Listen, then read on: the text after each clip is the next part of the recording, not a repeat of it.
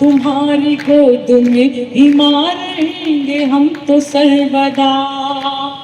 तो मुझको झीलें नदियां अच्छी लगती हैं, उसको मेरी अखियां अच्छी लगती हैं।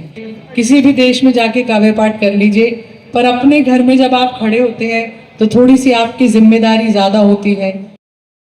बैठे हैं तो बहुत सारे लगभग जाने माने मेरे पहचानने वाले लोग यहाँ बैठे हैं, मेरे परिवार के लोग भी यहाँ बैठे हैं। मैं उन तक भी अपना प्रणाम पहुँचाती हूँ। मैं जब यहाँ पढ़ रही थी तो जिस हॉस्टल में मैं रहती थी, मुकेश जैन अंकल और नीतू जैन आंटी का वो हॉस्टल था, तो मेरा बहुत सपोर्ट करते थे वो भी यहाँ पर बैठे हैं। और जैन समाज का एक कार्यक्रम है। मैं जैन धर्म के बारे में इतना तो जानती हूँ कि आपके उद्देश्य क्या होते हैं, आप लोग किस चीज़ का समर्थन करते हैं, क्या पूछते हैं। मुझे ज़्यादा नहीं पता आपके धर्म के बारे में, लेकिन इतना ज़रूर पता है कि जब मैं 4 वर्ष यहाँ रही, हॉस्टल में रही, तो आपके समाज के ही मेरे गार्जियन थे और मुझे लगा कि मैं बहुत सुरक्षित हूँ और बहुत प्रेम मिला मुझे। तो मुझे लगा कि मेरे करियर में बहुत बड़ा हाथ उनका भी रहा। शंभू जी बहुत अच्छा पढ़कर बैठे। देखिए, अपने घर में पढ़ने में थोड़ी नर्वसनेस होती है। आप दुनिया के किसी भी कोने में जाके काव्य पाठ कर लीजिए, किसी भी देश में जाके काव्य पाठ कर लीजिए, पर अपने घर में जब आप खड़े होते हैं तो थोड़ी सी आपकी जिम्मेदारी ज़्यादा होती है। पर मुझे लगता है कि आप मुझे बहुत प्यार देंगे और उनका भी मन बन जाएगा। अगर वो आपका मन बन गया हो तो एक बार ज़रा इसका भी मन बना दीजिए। मोहब्बत का मज़ा जब है कि जब दिल दिल से मिलता है। अब अगली बात पहुंच जाए तो मणिका को ये लगना चाहिए कि मैं काव्य रसक के श्रोताओं को अपनी बात कहने जा रही हूँ। मोहब्बत का मज़ा जब है कि जब दिल दिल से मिलता है, मगर मुश्किल तो ये है दिल बड़ी मुश्किल से मिलता है। मुझको झीलें नदियाँ अच्छी लगती हैं। वाह वाह कीजिए। मुझको झीलें नदियाँ अच्छी लगती हैं, उसको मेरी आँखें अच्छी लगती हैं। मुझको झीलें नदियाँ अच्छी लगती हैं, उसको मेरी आँखें अच्छी लगती हैं। इस खातिर भी हरदम खुश मैं रहती हूँ, उसको मेरी खुशियाँ अच्छी लगती हैं। आप अच्छा सुन रहे हैं, आप बहुत अच्छा सुन रहे हैं। बहुत ज़्यादा कभी चिंतन न करना मेरे जबलपुर वालों, बहुत ज़्यादा कभी चिंतन न करना, हमारे प्रेम पर मंथन न करना। बहुत ज़्यादा कभी चिंतन न करना, हमारे प्रेम पर मंथन न करना। लिपट कर रह गई है रूह तुमसे, नहीं खलता है आलिंगन न करना। शंभू जी बहुत अच्छा पढ़कर बैठे। आज के दौर में जब आपका समाज और जब हम सब इतने संख्या में साथ में सब बैठे हैं, आज के दौर में जब एक सगा भाई अपने भाई के साथ नहीं बैठता है, तब हम ये उदाहरण दे रहे हैं दुनिया को। जैन समाज ये उदाहरण दे रहा है। मैं 4 पंक्तियाँ पढ़ती हूँ। एक कलाकार आपको कुछ मिनटों में, कुछ घंटों में क्या दे सकता है? क्या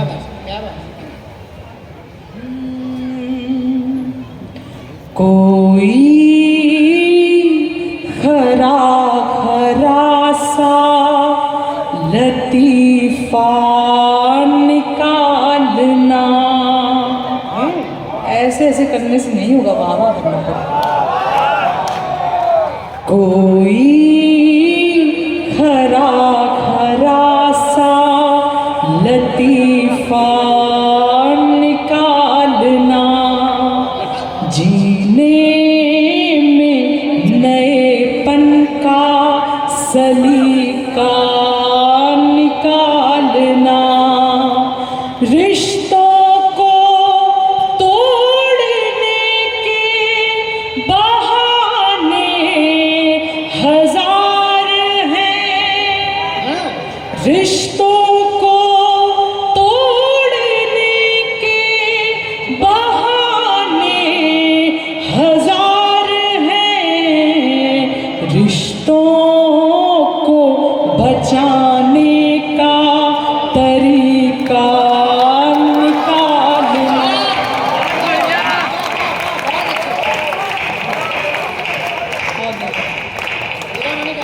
बहुत धन्यवाद। अब मुझे लग रहा है कि मैं अपने शहर में पढ़ रही हूँ। वाह। और देखिए, ये मेरा और यहाँ पर बैठे प्रत्येक व्यक्ति का ये सौभाग्य है कि हमारा जन्म नर्मदा की गोद में हुआ है। 4 पंक्तियाँ और पढ़ती हूँ, सुने विशुद्ध प्रेम की। 3-4 लोग उठ के जा रहे हैं।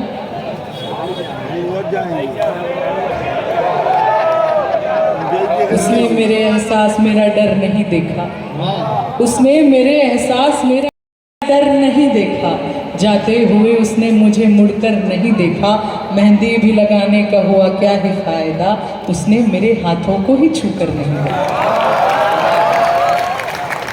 अब 4 पंक्तियाँ पढ़ती हूँ। ऐसे धार्मिक पढ़ो आप। तो मैं तो पढ़ ही रही हूँ। एक और लगाओ। मतलब एक यादव एक पंडित को उपदेश देता हुआ कैसा लगता है? वैसे ही लगता है जैसे लूना का मैकेनिक मर्सिडीज की सर्विसिंग करना चाह रहा है। चलिए, जो आपने अखिल भारतीय सम्मान आपने अपना ही कर लिया है, मैं आपको प्रणाम करती हूँ। 4 पंक्तियाँ पढ़ती हूँ, सुनिए। मेरी बहनें भी यदि ताली नहीं बजाएंगी तो लोगों को ये यकीन हो जाएगा कि एक औरत ही औरत की दुश्मन होती है।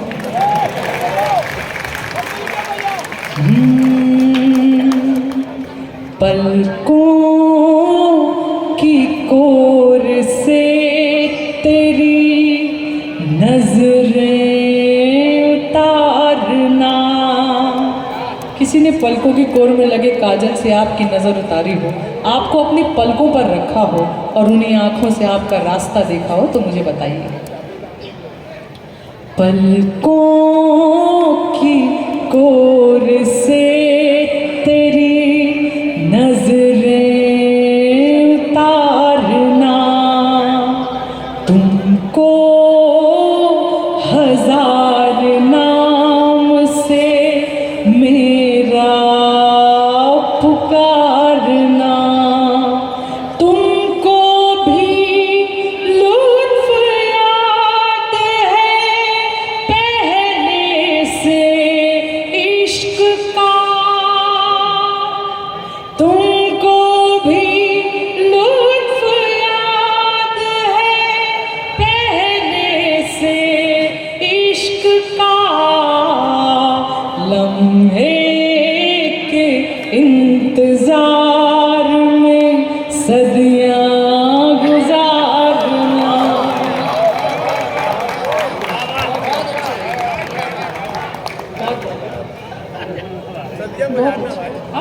आप बहुत अच्छा हंस रहे हैं और आप ऐसे ही सुनते रहिए। होठों पर मुस्कान हमारे रहती है, जबलपुर वालों, होठों पर मुस्कान हमारे रहती है, हंसने का कारण देती है ये दुनिया, हमको तुमसे मिलकर ऐसा लगता है कितना अपनापन देती है।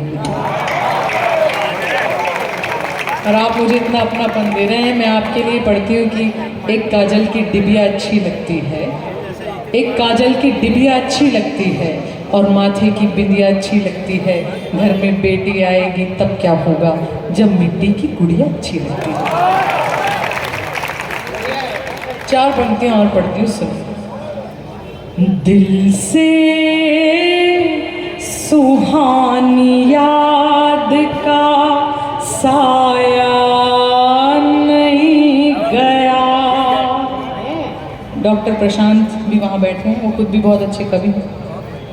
दिल से सुहानी याद का साया नहीं गया, क्यों राबता किसी से निभाया नहीं गया, दिया आपने कसम थी आपकी बस इसलिए, दिया आपने कसम थी आपकी बस इसलिए, आँखों से एक आंसू भी बहाया नहीं गया,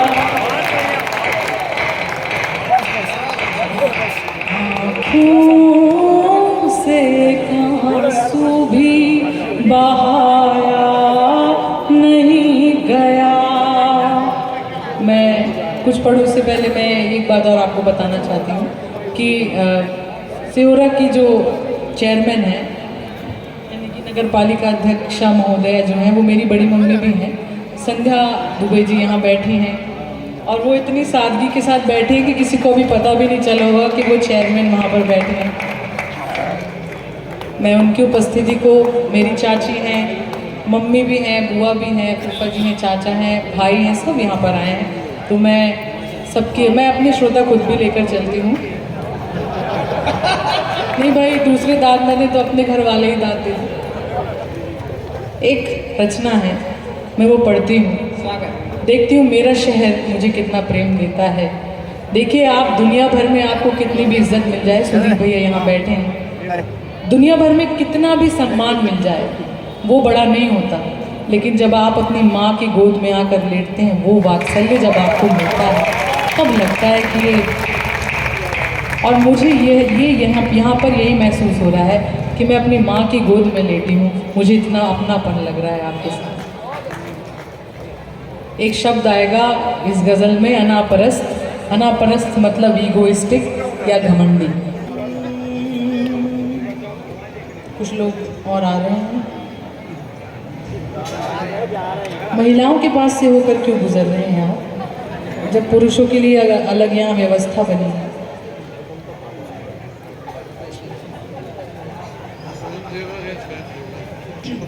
पढ़ती हूँ। वजूद धागे सा टूट जाना सही नहीं है। एक बार फिर याद दिलाऊं, अनापरस्त यानी घमंडी। वजूद धागे सा टूट जाना सही नहीं है। वजूद धागे सा टूट जाना सही नहीं है। अनापरस्तों से दिल लगाना सही नहीं है।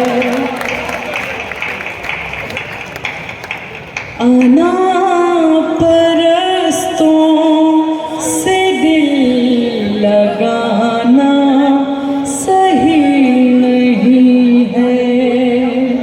एक शेर पढ़ रही हूँ आज की हकीकत के नाम। क्या बात है, क्या बात है। किसी से रिश्ता ज़रूरतन है, किसी से रिश्ता ज़रूरतन है। ज़हन में कोई किसी से रिश्ता ज़रूरतन है। ज़हन में कोई कहीं निगाहें, कहीं निशाना सही नहीं है। बहुत धन्यवाद, बहुत धन्यवाद। बहुत अच्छी। कहीं निगाहें, कहीं निशाना सही नहीं है। खुदा के बंदे हो आप सारे, खुदा नहीं हो।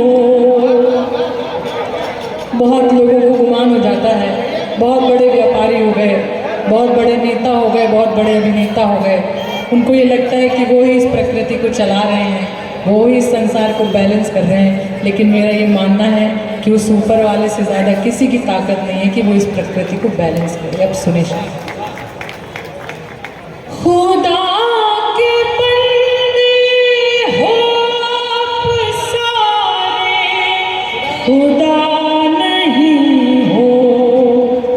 खुदा के बंदे हो आप सारे, खुदा नहीं हो इसे गिराना उसे उठाना सही नहीं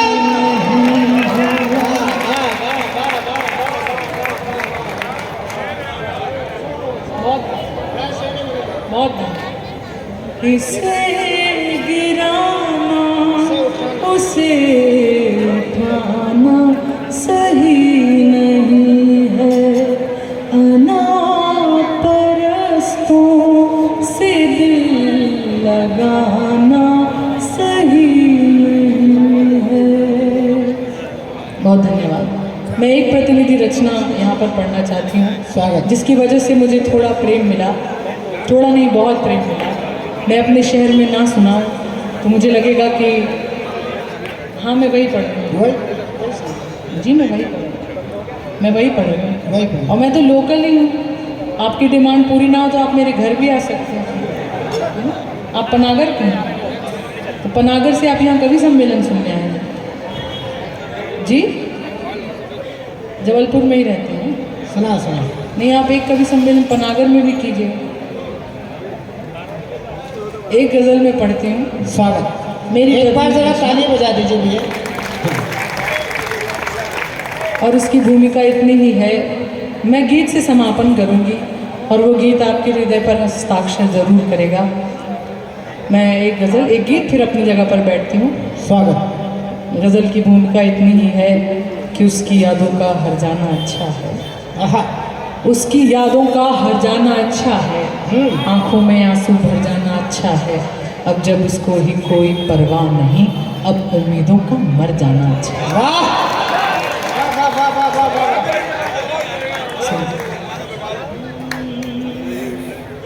शहर के शोर में वीरानियां हैं। इतने कम शोर में पढ़ने की आदत नहीं है मुझे। शहर के शोर में वीरानियां हैं। यहाँ तुम हो मगर तन्हाइयाँ हैं। बहुत है। 2-3 तालियां आई हैं अभी और आएंगी। वहीं पे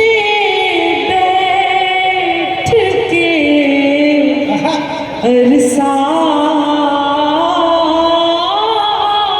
गुजारो क्या बात है वहीं पे बैठ के अरसा गुजारो वहीं पे बैठ के अरसा गुजारूं जहाँ तेरी मेरी परछाइयाँ।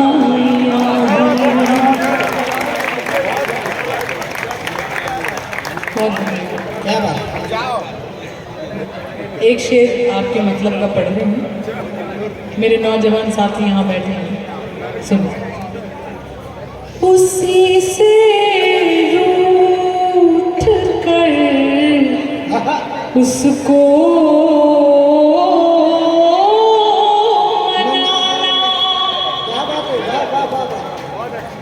उसी से रूठ कर उसको मनाना दिलों की तो यही नादानियाँ हैं।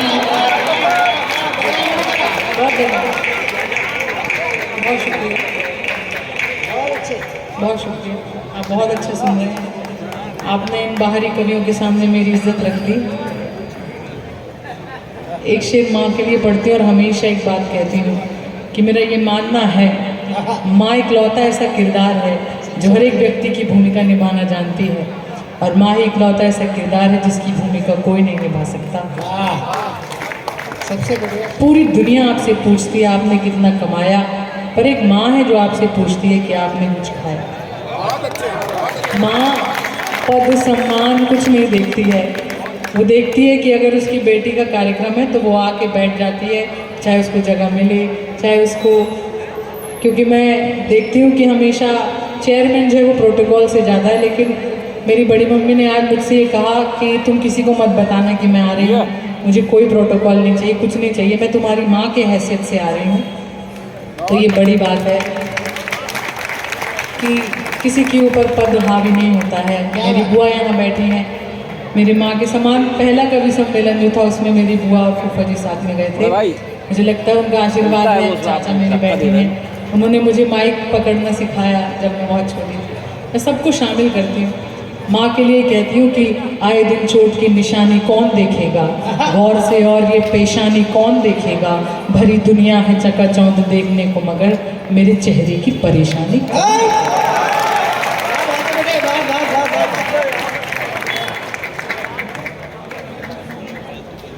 कभी माँ की हथेली चूम लेना, कभी माँ की हथेली चूम लेना, रही माँ की बड़ी कुर्बानियाँ। बहुत अच्छा आपने सुना। एक रचना है, वो मैं कभी नहीं पढ़ती कवि सम्मेलन में, क्योंकि मुझे नहीं पता कि मेरी नर्मदा माँ को कोई समझ पाता भी होगा बाहर या नहीं। लेकिन यदि मैं जबलपुर में हूँ और हम नर्मदा माई के बच्चे हैं तो मुझे लगता है कि मुझे वो गीत यहाँ पर पढ़ना चाहिए। वो मैंने रिकॉर्ड भी कराया था, यूट्यूब में भी है, विद म्यूज़िक है। उसे सीएम और बहुत सारे लोगों ने शेयर भी किया। मैं सीधे सीधे वो पढ़ना चाहती हूँ और उस गीत से दादा मैं समापन करना चाहती हूँ। और मेरा ये दायित्व भी है। मुझे लगता है कि जीवन में यदि थोड़ी बहुत ऊंचाई मिली तो वो उस पर्वत में रहने वाली शारदा मैया, मैहर में रहने वाली मैहर वाली माता के कारण मिली, और जो जीवन को निरंतरता और गति मिली वो माँ नर्मदा से मिली। मेरी जहाँ परख हो, मेरी जहाँ परख हो वो बस्ती नहीं थी माँ, सपने थे उस किनारे पर कश्ती नहीं थी माँ। ये तुम ही हो, ये तुम ही हो जिसने मेरे हर काज सवारे, मेरी तो एक पैसे की हस्ती नहीं थी माँ। और मैं जबलपुर के एक एक व्यक्ति के अंदर की भावना यहाँ व्यक्त कर दूंगी उस नर्मदा गीत से, क्योंकि हम सभी एक सौभाग्यशाली हैं कि हमारा जन्म यहाँ हुआ। हमें अगले जन्म भी कहीं जन्म नहीं चाहिए, हमें यहीं जन्म चाहिए। मैं गीत पढ़ती हूँ। स्वागत। आप सुने। मेरे पिताजी की भी उपस्थिति है, मैंने उनका जिक्र नहीं किया। वो घर जाके मुझसे लड़ेंगे कि तुमने मेरा जिक्र नहीं किया। अक्सर लोग अपने पिता को ऐसे ही भूल जाते हैं। मेरे सबसे अच्छे श्रोता वही हैं, दिन रात मुझे सुनते रहते हैं यूट्यूब में। उनके हाथ जोड़ती हूँ मैं कि आप मुझे मत सुना करो, मैं पक गई हूँ अपने वीडियो सुन सुन के। फिर भी वो नहीं मानते, कहीं पर बैठे होंगे। मैं सीधे सीधे गीत पढ़ रही हूँ।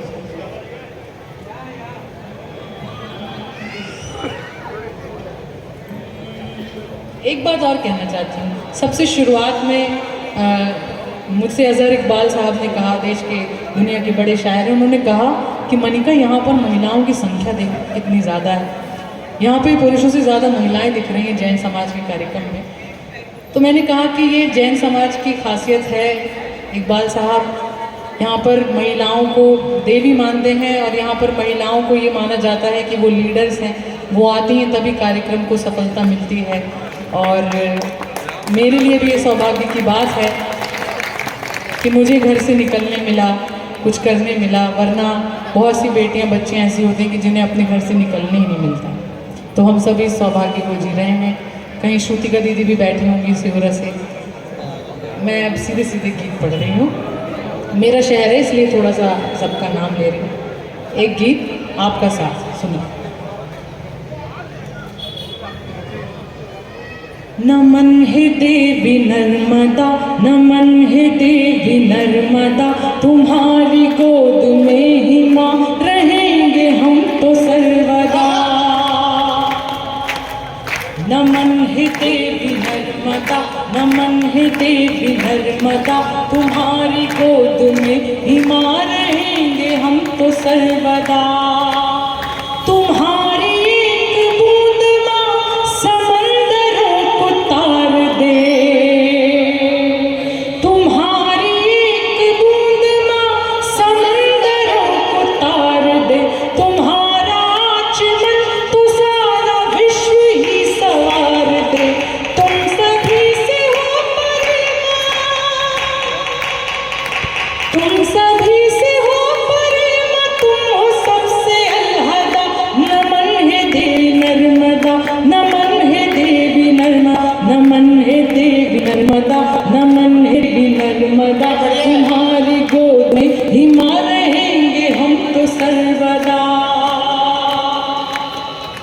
मन में हो व्यथा तो तेरे तट पे बैठ जाऊं मां, तुझको देखने का पुण्य मेरे भाग्य में बदा। नमन है देवी नर्मदा, नमन है देवी नर्मदा, नमन है देवी नर्मदा। तुम्हारी गोद में ही मां रहेंगे हम तो सर्वदा। सदा रहे हैं हम सुखी, सदा रहे हैं स्वस्थ भी। गंगा में स्नान से जो पुण्य अर्जित होता है वो नर्मदा के मात्र दर्शन से पुण्य अर्जित होता है। मैं पढ़ रही हूँ, सुने। पीछे के लोग भी तालियां बजाएंगे तो मुझे लगेगा कि वो अपने आप को सौभाग्यशाली मानते हैं कि नर्मदा की गोद में उनका जन्म था। सदा रहे हैं हम सुखी, सदा रहे हैं स्वस्थ भी। शरण तुम्हारी जो मिली, सदा रहेंगे मस्त भी। सदा रहे हैं हम सुखी, सदा रहे हैं स्वस्थ भी। शरण तुम्हारी जो मिली, सदा रहेंगे मस्त भी। तुम सभी से हो परे मां, तुम हो सबसे अलहदा। नमन है देवी नर्मदा, नमन है देवी नर्मदा, नमन है देवी नर्मदा, नमन है देवी नर्मदा। तुम्हारी गोद में ही मां रहेंगे हम तो सर्वदा। शिव कहे जब नर्मदा, कभी न तेरा नाश हो।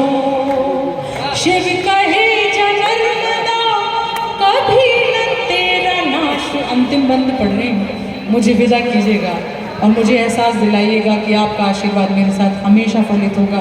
मैं किसी भी शहर जाऊँ, किसी भी देश जाऊँ, आपका आशीर्वाद हमेशा रहेगा। अंतिम बंद मेरी विदाई। पता है आप अपने घर की बेटी को कैसे विदा करते हैं? पढ़ो। शिव कहे जा नर्मदा, कभी न तेरा नाश हो। 3-4 तालियां नहीं, मुझे सबका साथ चाहिए। शिव कहे जा नर्मदा, कभी न तेरा नाश हो। कण में कंकड़ों में विश्वनाथ का ही वास हो। साधने जो रेवती, साधने जो रेवती, नहीं किसी से भी सदा।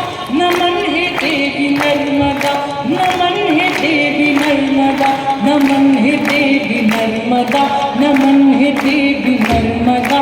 तुम्हारी गोद में ही मां रहेंगे हम तो सर्वदा। बहुत आभार, बहुत धन्यवाद।